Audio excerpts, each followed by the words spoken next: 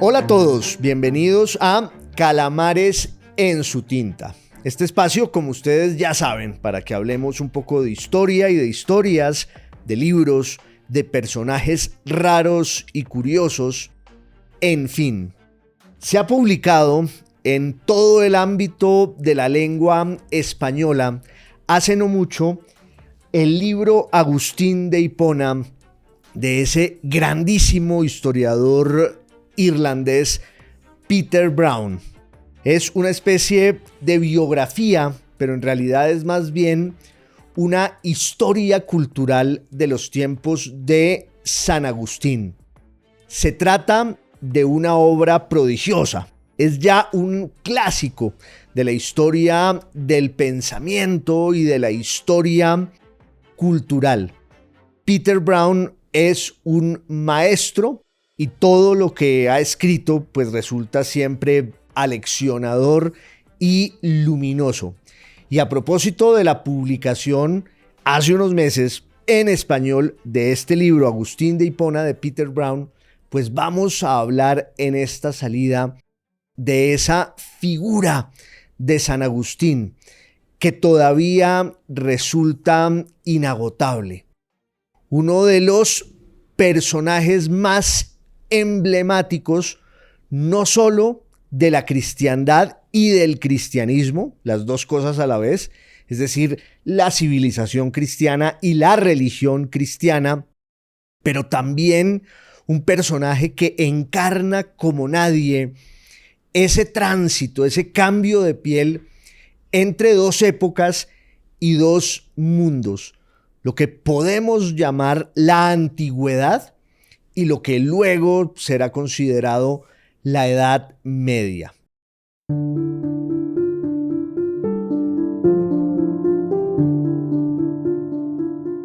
De la vida de San Agustín, de su biografía intensa y agitada como pocas, entre otras cosas, él se encargó de escribirla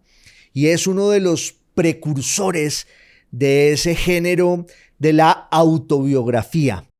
hacer del propio destino un género literario. San Agustín fue un innovador, no porque antes de él no hubiera habido otros que se ocuparan de escribir sobre sus propias cosas. Piensen nomás en Julio César, que también era muy prolífico escribiendo el relato de sus campañas, de sus batallas, eso sí, con un rasgo perverso que consistía en escribir de sí mismo en tercera persona, que es una de las grandes maldiciones que le han sobrevenido a la humanidad en toda su historia. Pero hay en el mundo antiguo una cantidad de textos autobiográficos y sin embargo, San Agustín escribe en un momento dado un libro que se llama Las Confesiones, en el que acude a la vieja tradición de la autobiografía, pero lo hace por primera vez con un tono introspectivo y desfachatado, con una especie de entrega sin medida y desaforada a la realidad en la que el autor de ese texto, que es también su protagonista, pues se asoma al espejo de sus miserias, de sus abismos, de sus errores y claro, al final es también el relato de la conversión definitiva de San Agustín al cristianismo, entre otras cosas, pues el propósito apologético del libro de las Confesiones era ese, narrar cómo Agustín, que luego será santificado, San Agustín de Hipona, lo que él quería ahí era narrar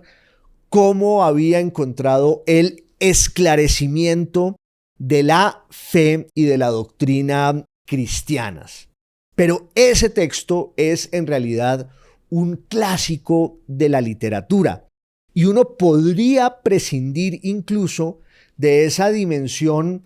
teológica y quedarse solo con la concepción literaria de ese primer autor que decide contar su vida sin afeites y sin una glorificación impostada que era común en todos sus precursores. En este caso, en las Confesiones de San Agustín, él va narrando el viaje de su existencia y va contando de manera pormenorizada, pues cómo era su vida hasta que encuentra la iluminación del cristianismo. Y también es un itinerario filosófico, porque no solo es el relato de esa vida, sino también todas las instancias intelectuales por las que pasa San Agustín de manera vehemente y apasionada, hasta que al final termina acogiendo la fe de su madre, la fe de Mónica. En San Agustín, y ya lo veremos, se da, por supuesto, esa confrontación incesante entre la herencia pagana, griega y romana, el politeísmo y todas las sectas filosóficas y mistéricas que convivían en ese hervidero de la antigüedad desde hacía muchísimos siglos, y luego, claro, la irrupción allí del cristianismo. Son como dos torrentes que se entrecruzan, que confluyen, y hay muchas vidas, hay muchas biografías que demuestran cómo se da esa confluencia, esa concurrencia de esas dos tradiciones y cómo esas vidas se ven sacudidas por ellas. ¿Y no hay acaso pues un testimonio más descarnado y más lúcido y más bello que el de las Confesiones de San Agustín? Ya digo, también por esa especie de modernidad anticipada que hay en ese texto, que desde el punto de vista de la literatura resulta de una audacia admirable y sorprendente. Nadie antes había escrito un libro así, y pasaría mucho tiempo antes de que aparecieran otros autores que acogieran esa misma forma de contar la propia vida y además hacer con ella un ajuste de cuentas sincero y completamente desabrochado. Lo cierto es que allí, en las Confesiones de San Agustín, que es un libro que él escribe quizás en el año 406, 407 de nuestra era, en ese libro hay una gran cantidad de episodios memorables y también hay unas reflexiones muy bellas. Por ejemplo, hay una reflexión en la que él dice que las palabras son como vasos que sirven para toda clase de contenidos. Y entonces dice San Agustín, lo grave, lo problemático no son las palabras en sí mismas, como el vaso, el odre que son, sino el vino del error y la herejía que contienen. Había que despojar a esos recipientes de la sabiduría que son las palabras de toda mancha de la herejía y el error, y había que regar en ellas el vino de la verdad, que luego para San Agustín pues será, por supuesto, el de la fe cristiana. Y aquí hago la observación de siempre, una especie de nota de pie de página para no ahuyentar a los escépticos, a los ateos, a los descreídos. No importa en qué crea cada quien o en qué no crea. No se trata de hacer una exaltación de una figura del cristianismo y no se trata de hacer catequesis. Se trata de hablar de uno de los personajes más importantes de la historia cultural de eso que llamamos con letras mayúsculas Occidente, y cuyo pensamiento pues va a influir tanto que de alguna manera nuestra vida hoy arrastra el sedimento de eso que pasó hace siglos y hace milenios. Uno tiene que, de alguna manera, acercarse a la figura de San Agustín, no solo por su grandeza como pensador cristiano, sino por su grandeza como pensador a secas, por su grandeza filosófica y porque su vida, ya digo, es la mejor posibilidad de entender una época entera más allá de la fe. En las confesiones de San Agustín hay, entre muchas de esas escenas memorables, una que quizás todos ustedes recuerden. Estaba en un jardín en Milán, presa de los sobresaltos y desgarramientos de la duda filosófica y del descreimiento y de la incertidumbre sobre aquello que él debía ser. Un filósofo platónico o ciceroniano, un maniqueo, esa doctrina en la que había militado, un neoplatónico, un cristiano como su madre y como el obispo Ambrosio, y al final oye la voz de un niño que le dice: toma y lee, toma y lee. Él corre a leer el texto que tiene a la mano, que es la Biblia, en ese caso el Nuevo Testamento, aunque seguramente ya estaba pues el cuerpo del texto bíblico completo, y abre la carta de San Pablo a los romanos, San Pablo 13:13, en la que San Pablo dice: tenemos que revertirnos de Dios. Y ahí se da la conversión definitiva de San Agustín.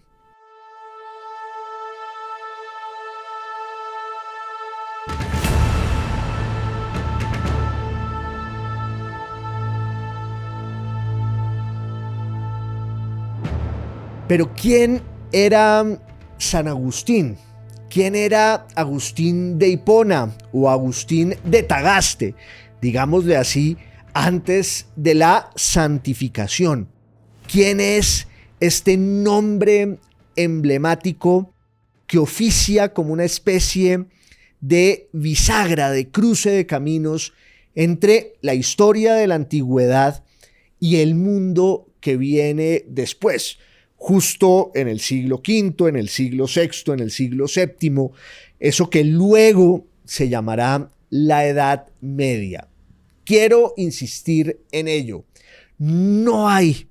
ningún personaje de esa historia que refleje de forma tan profunda, tan bella y tan intensa ese cambio de piel de la historia de Occidente entre la tradición antigua, ya convertida al cristianismo, y luego la tradición medieval y moderna. Agustín nació en el año 354 en el África romana, en una ciudad que se llamaba Tagaste, en lo que hoy es Argelia, y ahí pues él vive todo lo que está pasando en el mundo romano en el siglo V, sobre todo, pero ya desde antes, que es esa época final del enfrentamiento entre el paganismo y el cristianismo triunfante. Hemos hablado otras veces aquí en Calamares en su tinta, muchas veces en otras salidas, de esa historia de la irrupción del cristianismo en el contexto de la antigüedad, en un momento clave de la historia del Imperio Romano, en tiempos del emperador Augusto, y en el caso del reino tributario de Judea en los tiempos de Herodes el Grande. Pero al principio, pues el cristianismo fue una religión marginada, fue tenida como una especie de superstición perversa que debía ser proscrita, que debía ser censurada, que debía ser perseguida. Y ese fue el signo bajo el que transcurrió la historia del cristianismo durante los 2 primeros siglos o los 3 primeros siglos de eso que llamamos la era cristiana. Pero luego, pues se fueron invirtiendo las fuerzas y resulta que el cristianismo termina por apoderarse del Imperio Romano y termina por doblegar a la cultura pagana con la que había estado enfrentado el cristianismo a lo largo de esos 3 siglos de forja y de criba tan duros. Insisto en algo, esto no tiene nada que ver, o de pronto sí, pero eso no es lo fundamental, con la fe. Tiene que ver con la religión, obvio, desde el punto de vista de la cultura y de la historia, la religión como un fenómeno sociológico y cultural. Pero cuando hablamos de la historia del cristianismo en la antigüedad, estamos hablando de la historia de la antigüedad y estamos tratando de entender qué fue lo que pasó allí. ¿Cómo fue posible que una secta mesiánica del judaísmo del Segundo Templo, que es lo que era el cristianismo en sus orígenes, se volviera una religión universal que se fue expandiendo por todo el Imperio Romano, tanto en el ámbito oriental griego como en el ámbito occidental latino, hasta que al final, ya en el siglo III y sobre todo a principios del siglo IV, esa religión termina volviéndose una especie de tabla de salvación política para el Imperio Romano. Y al principio el imperio, en tiempos de Constantino, en el año 312, en el año 313, pues termina consagrando la tolerancia por el cristianismo, que era una religión tan perseguida. Y luego, en el año 380 de nuestra era, el emperador Teodosio va a declarar al cristianismo como la religión oficial del imperio. Ese es el mundo que le toca vivir a Agustín, un africano del norte, y cuando digo un africano, pues estoy pensando en el África romana, que era una provincia muy antigua de lo que luego sería el Imperio Romano. De hecho, fue África, el África del norte, una de las primeras provincias en toda regla de la República Romana, y se constituye, entre otras cosas, cuando Roma derrota a Cartago. Esas famosas guerras púnicas que van a durar un siglo larguísimo, la más importante de las cuales es la Segunda Guerra Púnica, protagonizada por Aníbal Barca y todos esos grandes guerreros que están allí jugándose la piel en Hispania, en África, en la propia Italia, y finalmente Roma conquista Cartago. Eso tenía un antecedente mitológico, ustedes lo recordarán, en la Eneida, el libro fundante de esa tradición mítica de la cultura latina, en el que Virgilio, el más grande poeta de la época del emperador Augusto, pues tiene que narrar y cantar toda la historia de Roma desde su fundación hasta que desemboca esa historia en la constitución de lo que luego será el Imperio Romano. Aunque ese libro de Virgilio pues queda inconcluso. Lo cierto es que allí se narra el amor entre Eneas, el fundador de Roma, que es un exiliado de la guerra de Troya, y la reina de Cartago, que se llama Dido. Es un amor fallido que acaba con esa escena desgarradora de Dido en una especie de gran hoguera, incinerando, quemando ese amor imposible, y Eneas que se vaya a Italia, a lo que será luego la fundación de Roma. Ahí,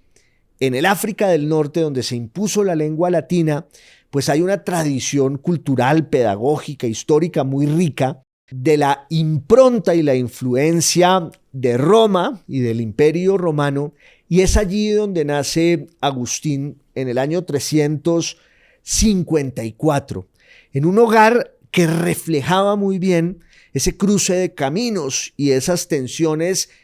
entre el paganismo y el cristianismo. Patricio, el padre de Agustín, pues era un pagano que no se había convertido al cristianismo y que reivindicaba, por supuesto, la grandeza y la superioridad de su cultura y de su identidad. Mónica, la madre de Agustín, en cambio, sí se había convertido al cristianismo, pertenecía ya a una familia cristiana, además en una vertiente de ese primer cristianismo que tenía un acento particular desde el punto de vista de la inserción de los fieles al rito cristiano. Ahí en Cartago y en toda el África del Norte había unos rasgos muy particulares del cristianismo desde el punto de vista también doctrinario. Había algunas herejías allí, pero sobre todo desde el punto de vista ritual. Y entonces Agustín asiste a un mundo en el que por el lado paterno tiene siempre la influencia del paganismo y por el lado materno tiene la influencia del cristianismo. Él empieza a estudiar en la escuela de esa ciudad, de esa villa en la que ha nacido, en Tagaste, y tiene la formación típica de los niños romanos de aquel tiempo, que era la instrucción retórica, el aprendizaje sobre todo de la lengua y la iniciación en el pensamiento, la retórica, la aritmética. Pero Agustín desde el principio tenía una gran inquietud. No le gustaba estudiar. Él cuenta en las confesiones que veía por la ventana de su escuela cómo afuera unos niños jugaban con la pelota y claro, como todo niño, él quería ir al potrero a jugar fútbol. Y ya veremos qué pasa con Agustín ahí en sus clases de latín, tratando de aprender filosofía cuando él quería ir afuera a jugar con la pelota.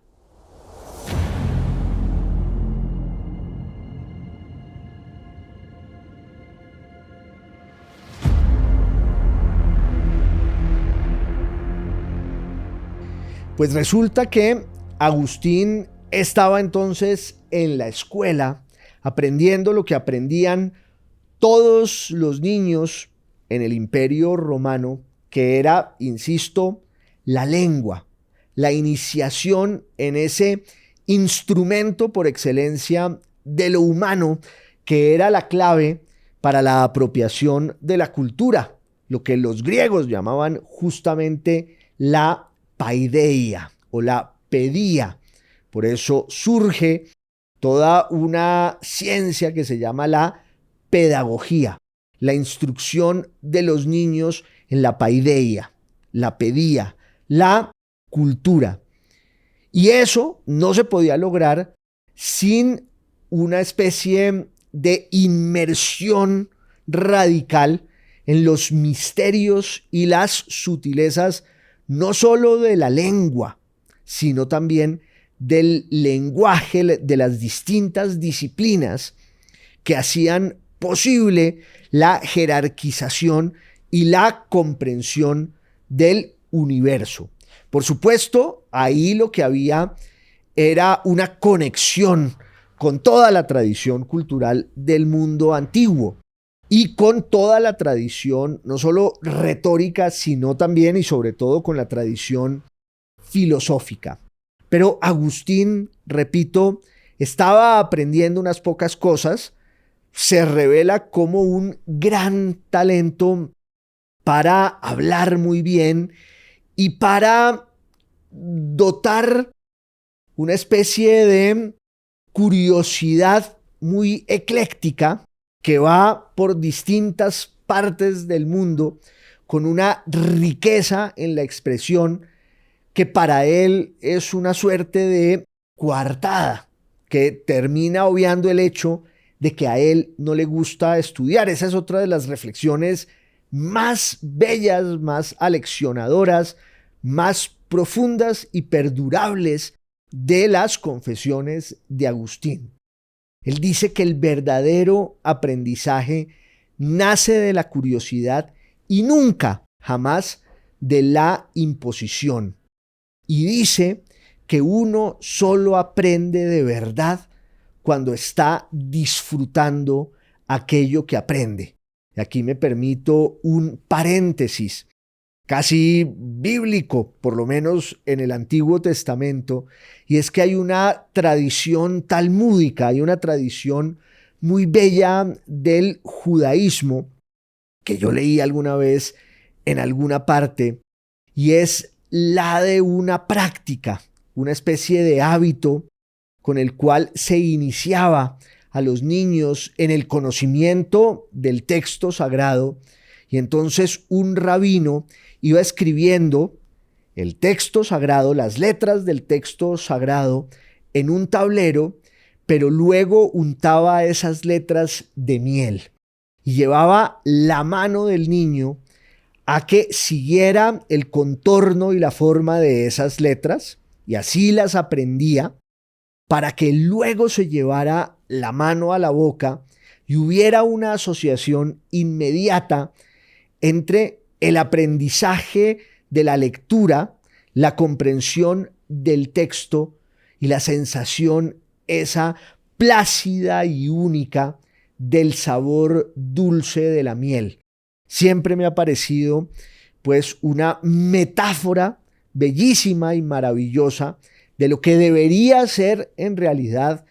el conocimiento. Pero Agustín dice: yo sufría todo el tiempo ahí en el colegio mientras veía que otros niños se dedicaban a cosas mejores. Por eso, entre otras cosas,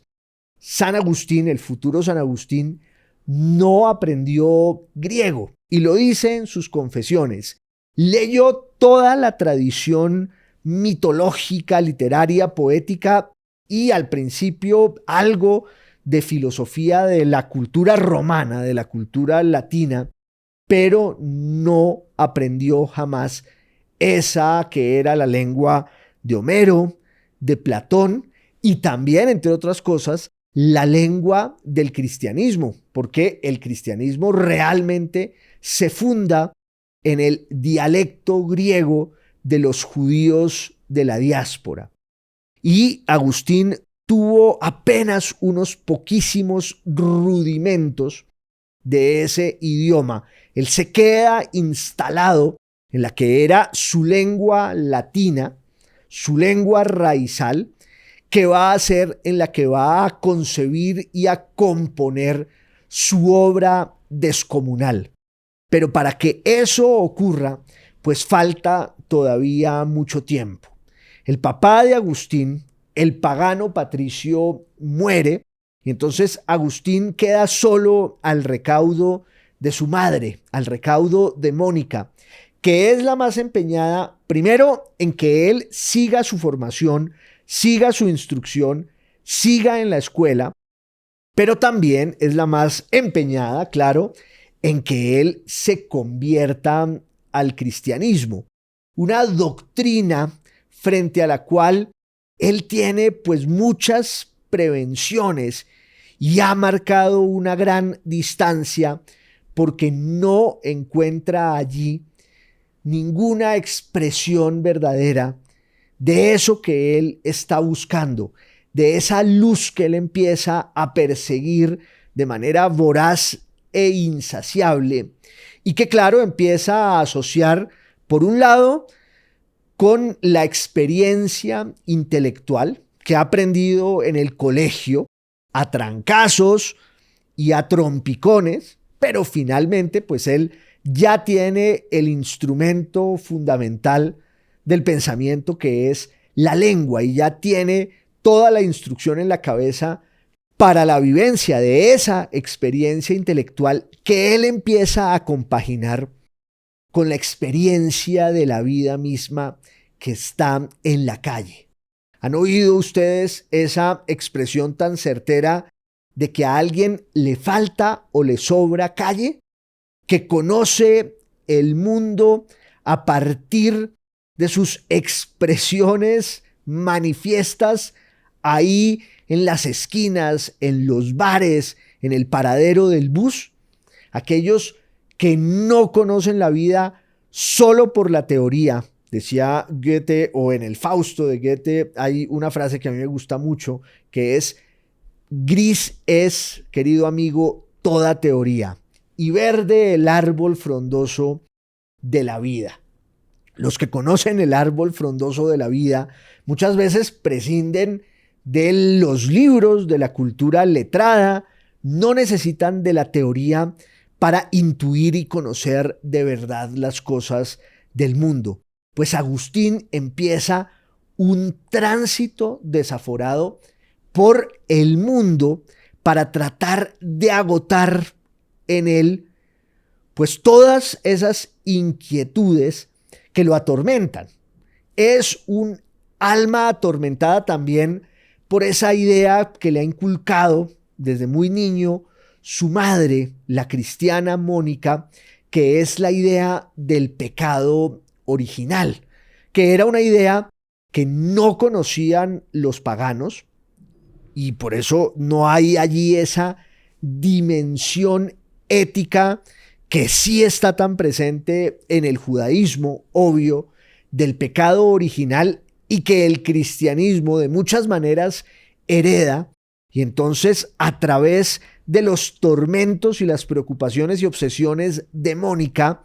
San Agustín, así no se hubiera convertido al cristianismo y así no le interesara de veras esa religión que ya estaba dando su batalla definitiva para adueñarse del Imperio Romano y que ya en ese momento había ganado ese pulso, así a San Agustín esa religión no lo hubiera cautivado. La preocupación, el tormento del pecado original, si era algo que lo asaltaba de manera constante, y él no había podido resolver ese tema por la vía del pensamiento, de los libros que leía, y entonces sale al mundo, sale a la calle y empieza a vivir una vida pecaminosa y desaforada en la que él va estableciendo una reflexión constante sobre la presencia del mal en el mundo y qué es lo que la determina.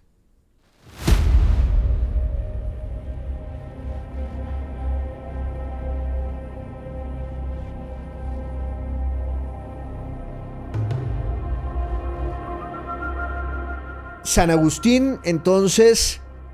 va a Cartago, que era la gran ciudad del África del Norte, una ciudad emblemática que había sido, entre otras cosas, fundada por los fenicios, esa ciudad que termina enfrentada después del año 275 a.C. con Roma, en la guerra que ya mencioné aquí, que va a durar un siglo largo, hasta que finalmente pues Roma doblega a Cartago, la conquista, la latiniza, es decir, que se impone la cultura romana, y ya en los tiempos de San Agustín, estamos hablando del siglo IV después de Cristo, pues esa provincia era una de las más importantes de la herencia romana, obvio, en el África. Estaban Egipto por un lado y estaba ese mundo cartaginés que es el que vive Agustín, y por eso a él le toca la instrucción en la lengua latina y no en la lengua griega, que sí era el caso del África egipcia, con ese centro de irradiación cultural, sobre todo en Alejandría. Pero de Tagaste, Agustín se va a Cartago, sigue allí la instrucción intelectual y al mismo tiempo sigue la búsqueda por todos los metederos y por todos los mentideros en ese último gran envión del paganismo, que es tan carnal, que es tan sensorial, que es tan abigarrado y colorido y tan intenso. Entonces el amancebamiento, la concupiscencia, el servicio y el concurso siempre generosos del vino, del trago, del sexo, de la amistad en un sentido platónico y griego de la palabra, porque además Agustín va a conseguir una compañera, una novia, con la que al final terminará teniendo un hijo y que lo acompaña por mucho tiempo, una relación que su madre Mónica repudió desde el principio y ella hizo todo para acabar con ese amor que le parecía indigno para su hijo, que debía buscar el destino en la carrera administrativa romana. La idea de Mónica era que Agustín se convirtiera al cristianismo, se hiciera ojalá abogado y terminara de funcionario del imperio. Y para eso no le servía esa mujer con la que se la pasaba y con la que había tenido un hijo, que eso sí recibió un nombre bellísimo, Adeodato, el regalo de Dios. Lo cierto es que Agustín está allí en Cartago y también se encuentra con un amigo con el que tiene una relación tan profunda y entrañable que hay quienes presumen allí un cierto vínculo homosexual, pero insisto en que se trata quizás más bien, o pueda tratarse de ello, de una especie de amistad en el sentido griego y platónico de la palabra, que puede incluir también una dimensión amorosa y corporal, pero que incluye sobre todo una conexión espiritual que es tan honda que cuando ese amigo se muere, Agustín cae en una profunda depresión que lo lleva, lo empuja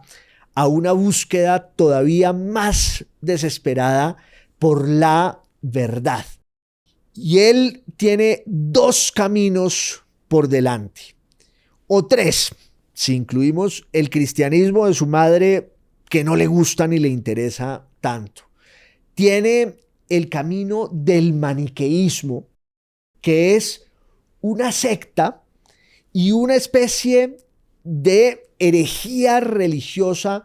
que ha surgido de la mano de una especie de santón que se llama Mani o Manes, ahí en el imperio sasánida, en el mundo persa,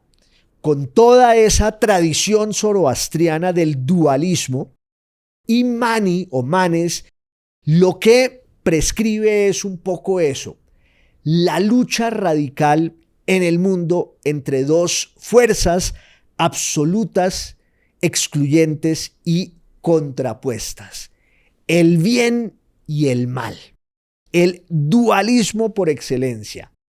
Mani había vivido en el siglo III después de Cristo, es decir, un siglo antes que San Agustín, pero su secta se había vuelto un éxito descomunal en muchas de las provincias del Imperio Romano, porque además Mani, con gran habilidad y sobre todo sus continuadores, lo que hacían era un menjurje entre distintas creencias religiosas, y a eso le metieron zoroastrianismo, le metieron budismo, le metieron judaísmo, le metieron cristianismo. Entonces había de todo como en botica, y mucha gente termina inscribiéndose en el llamado maniqueísmo. Fíjense ustedes que hasta hoy hablamos del maniqueísmo como ese hábito intelectual y político del que no acepta grises ni matices, del que no entiende que en el mundo hay a veces términos medios. Los maniqueos son los que se empeñan en dividirlo siempre todo entre dos valores absolutos y contrapuestos, el 0 y el 1, el blanco y el negro, el bien y el mal. África del Norte, donde estaba Agustín, ahí en Cartago, fue uno de los grandes bastiones de la expansión del maniqueísmo. Y entonces Agustín se deja iniciar en el maniqueísmo porque además era una secta que también tenía una serie de rituales que tenían que ver con la vida cotidiana, que tenían que ver con el amor, que tenían que ver con la comida, con una cierta inclinación al vegetarianismo. Y entonces, para Agustín hay allí un camino en el que va a iniciarse y que va a trasegar, que va a caminar, aunque al final, claro, pues termine agotándose, pero él estuvo mucho tiempo en el maniqueísmo y no encontró del todo eso que buscaba, no lo había encontrado nunca. Le interesaba la doctrina maniquea, sacó de ella algunas cosas positivas y el otro camino que se le abre por delante a San Agustín es el de la filosofía. La lectura, entre otras cosas, de un diálogo de Cicerón, el más grande pensador de la cultura latina clásica, aunque haya quienes no le reconozcan esa condición. Hay muchos que dicen que Cicerón era apenas un buen intérprete de la filosofía griega, cosa que es muy cierta. Cicerón era un adorador de Platón y de Sócrates, y hay quienes dicen, ahí no hay filosofía auténtica, ahí solo hay interpretación. Resulta que Cicerón había escrito un diálogo que se llama El Hortensio, que hoy está perdido, que es una reivindicación de la filosofía, y Agustín se enamora de ese texto y se le abre también el camino de la filosofía.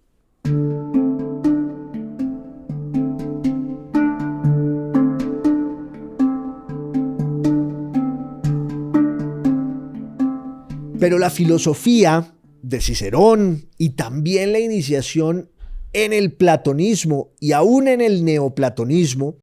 no fueron suficientes para que Agustín encontrara eso que tanto estaba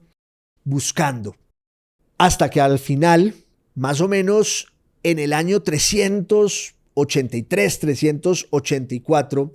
decide irse para Italia. Había conocido a un miembro de la casta senatorial que se llamaba Símaco, que le había ofrecido una buena coloca en Roma, y él se va para Italia. Su madre, desgarrada, trata de impedirlo. Luego ella misma irá a perseguirlo hasta Italia. Y en Italia, pues él trata de empezar una carrera burocrática, pero conoce a una gran figura que es Ambrosio de Milán, San Ambrosio. ¿Por qué estaba en Milán Agustín? Porque se necesitaba un profesor de retórica. Piensen ustedes que el imperio se había vuelto cristiano hacía apenas 3 o 4 años y era una rareza que aceptaran a un pagano como profesor de retórica. Pero llega Agustín con su talento a ser profesor ahí en Milán, conoce a Ambrosio, que es un grandísimo teólogo cristiano, y empieza a aproximarse con una actitud distinta a la fe de su madre, al cristianismo, que ya además es una fe triunfante y oficial. Y entonces, pues ocurre esa escena de la que ya hablamos, y es que en un momento de gran desgarramiento, Agustín se cruza con una de las cartas de San Pablo y se da la iluminación, se da la conversión, y empieza ya su periplo como un pensador cristiano. Termina regresando a África, se va para Hipona, y ahí en Hipona pues va a ser elegido como obispo, aunque él quería tener una vida monástica, y escribe lo mejor de su obra. Entre otras cosas, Roma había sido saqueada por los germanos, por Alarico en el año 410, dentro de esas grandes invasiones bárbaras, y muchos empezaron a decir que la caída de Roma, que el saqueo en manos de los bárbaros, era una consecuencia directa de la cristianización del imperio. Y San Agustín responde, o el futuro San Agustín responde con un libro magistral, con una filosofía de la historia, como se dice, que es La ciudad de Dios. Una reflexión brillante, erudita, sobre ese mundo que a él le había tocado, la confrontación, el choque entre el paganismo y el cristianismo. Y para él, claro, hay una reivindicación definitiva del cristianismo. Y lo que dice San Agustín es: Roma no está cayendo porque se haya vuelto cristiana. Roma está cayendo porque acogió quizás tarde la única verdad que existe, que es la del cristianismo. Y al mismo tiempo se va volviendo Agustín una especie de incansable, inagotable enemigo de las herejías que en ese momento